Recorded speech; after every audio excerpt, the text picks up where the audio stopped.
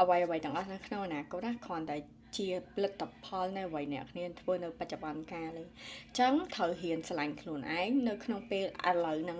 like currently present បច្ចុប្បន្នហ្នឹងសួរថាហេតុអីមិនត្រូវស្រឡាញ់ខ្លួនឯងចង់ព្រោះនៅពេលដែលអ្នកគ្នាហ៊ានស្រឡាញ់ខ្លួនឯងអ្វីដែលអ្នកគ្នាធ្វើ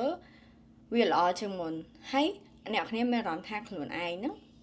ពេញចិត្តអ្វីនឹងខ្លួនឯងមាន rather than មានអារម្មណ៍ថា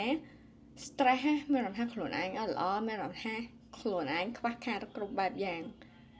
what is the point of thinking that way នៅពេលដែលអ្នកគ្នាគិតបែបហ្នឹងអ្នកគ្នានឹងទទួលបានតែ depression anxiety all the bad things happen in your life but if you look at your life in a different perspective ខ្ញុំឃើញជីវិតរបស់ខ្ញុំពោពេញទៅដោយការតស៊ូពោពេញទៅដោយ challenging experience ហើយខ្ញុំ learn to enjoy មកជីវិតហើយខ្ញុំ learn to ឆ្លាញ់ជីវិតបែបហ្នឹង as a result យើងអ្នកគ្នានឹងបាន result មួយប្លែកផ្សេងទៀតក្នុងថាជីវិតរបស់ខ្ញុំសប្បាយម្យ៉ាងមើលទៅក្នុងជីវិតទៅមានអារម្មណ៍ថាខ្លួនឯងសប្បាយចិត្តហើយមានអារម្មណ៍ថាហ៊ានឆ្លាញ់ខ្លួនឯងជាងមុនហើយមានអារម្មណ៍ថានឹងមានក្តីសង្ឃឹមនៅក្នុងថ្ងៃអនាគតទៅខ្ញុំនឹងល្អជាងមុននិយាយទៅសប្បាយចិត្តជាងមុនហូបជាងមុនហើយប្រដាក់ទៅជាងមុនទៀតហើយទោះថាជីវិតនឹងផ្លាស់ប្ដូរអត់ it's still the same situation it's just the different way of how you look into your life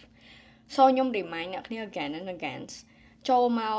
មើលវីដេអូនេះហើយខ្ញុំជឿជាក់ថាអ្នកគ្នាចង់បានជីវិតមួយដែលសប្បាយចិត្តជាងមុន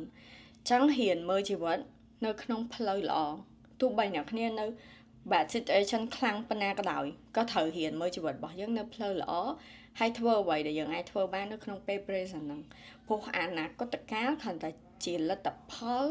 នៃអ្វីអ្នកគ្នាធ្វើនៅក្នុងបច្ចុប្បន្នភាពឯងចឹងas long asអ្នកគ្នាធ្វើបច្ចុប្បន្នភាពហ្នឹង to your best ហ្មងណាអនាគតកាលអ្នកគ្នានឹងល្អប្រសើរជាងមុន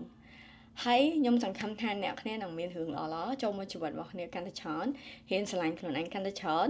I love you guys bye bye